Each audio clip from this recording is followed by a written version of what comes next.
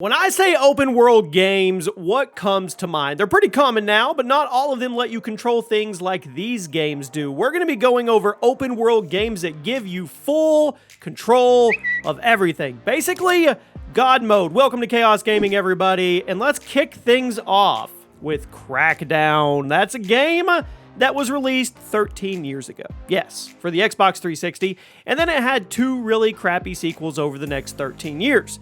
Now, Crackdown is an open-world game where you play as this anti-crime agency made up of biologically enhanced agents that can scale buildings, throw cars, and they have a whole bunch of high-tech weaponry at their disposal. Sounds cool, right? It was. It was a ton of fun, and it was given extra character by the witty writing and the cool art style. Now, it's a little unfortunate that Microsoft was never really able to replicate what made the first one so good. Crackdown 2, pretty bad. Crackdown 3, well, that was a long-awaited disappointment with a little bit of fun value, but nothing compared to the original. If you still have an Xbox 360, drop a like if you do, or if it's backwards compatible, I don't even know, give this game a try. It actually holds up surprisingly well.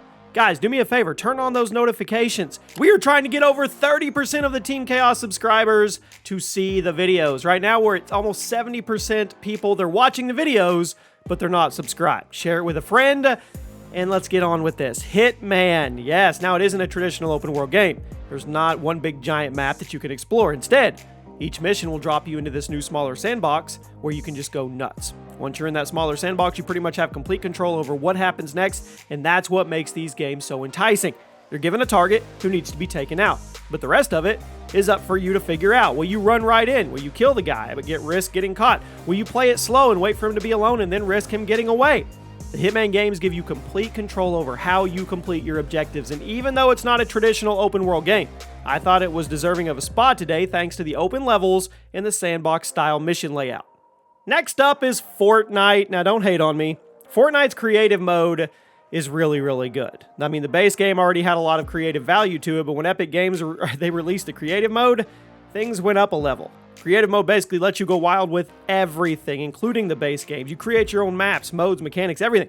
The first things to get popular in the creative mode were death runs and competitive training tools, but since then, people have been taken to creating entire new games and essentially treating it like Minecraft, but with guns. Fortnite's creative mode is arguably just as popular as Battle Royale at this point, and it's definitely more popular than Save the World PvE mode, which I always thought was pretty underrated. Now, you may hate Fortnite, but the amount of creativity this mode allows is next level. Next up is No Man's Sky. We know it started off on the wrong foot, the wrongest foot possible, if that's even a phrase, but has since made an epic comeback. In fact, I think it's one of the biggest comeback stories in gaming history. It's a space exploration survival game. It launched 4 years ago. Really bad. Technical problems, abundance of lies, broken promises. You guys know, right? So many features were cut from the initial builds of No Man's Sky, and this was never made clear to the buying public, which led to the developers.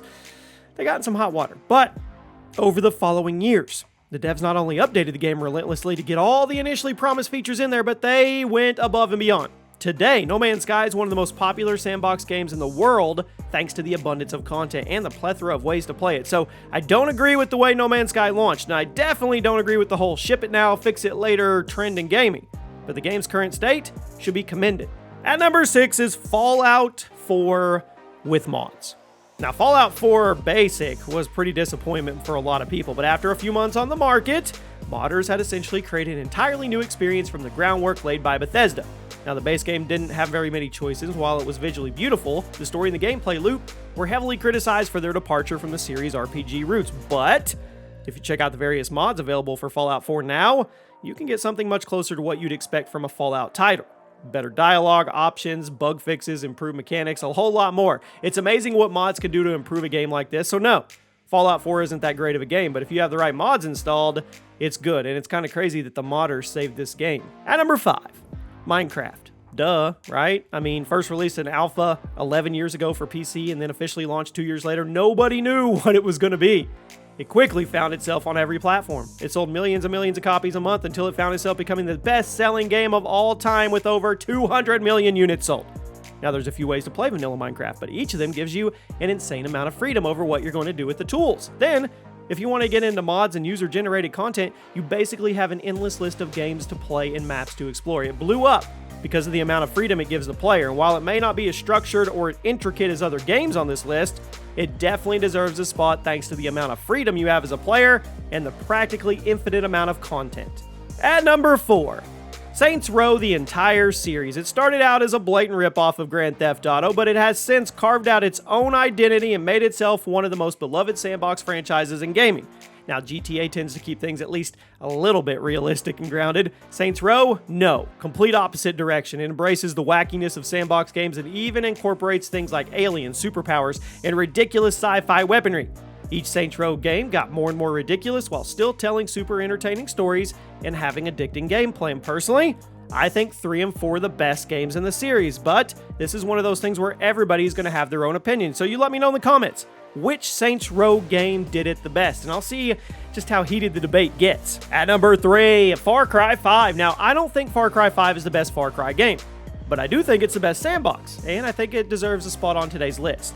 Released 2 years ago, it brought the open world action series to the United States. It told a story about religious cults, political tensions, and the new sheriff in town just trying to do the right thing. But if you don't care about all that, the game also has a giant open world full of things to do. Yes, you can follow the main story, but you could also just go fishing, or hunting, or motorbiking, or hiking, whatever you want. Plus, the Far Cry arcade feature allows you to take assets from various Ubisoft sandboxes and literally make your own game. It's cool! Far Cry 5 is a lot of fun, and I definitely think it's a top-tier Far Cry game. Now, will Far Cry 6 live up to the hype? We'll see.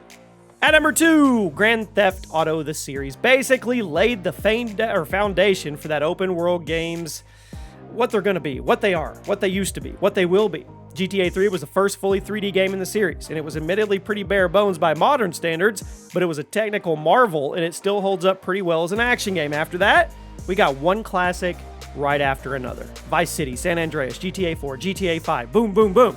The series finds that perfect balance of ridiculous action, massive sandboxes, and great stories to tie it all together. If you want a great story, you can play through the main missions. But if you want to screw around for a few hours, you can just pick a direction and start walking, because eventually, you're going to find something you've never seen before. People are still discovering new elements of GTA 5. They really are. It's crazy. I don't even know where GTA 6 is going to go.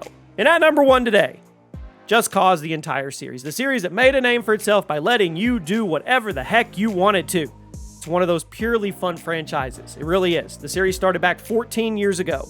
Now, there have been a handful of entries since then, each one ramping up the scale of the world and list of possible things to do. Stories? A little hit or miss with each game. It's okay, though. Most people aren't really coming for the Just Cause story. They're coming for the gigantic open worlds, the abundance of weapons, the countless ways you can blow things up. Every Just Cause game is a blast to play, and if we're counting down the best open world games that let you do whatever you want, which we are, it's not hard to put this one at number 1. Well, there you have it. Let me know one game, one open world game that gave you full control that we did not show any love to. Hope you guys have a great day, and I'll see you soon.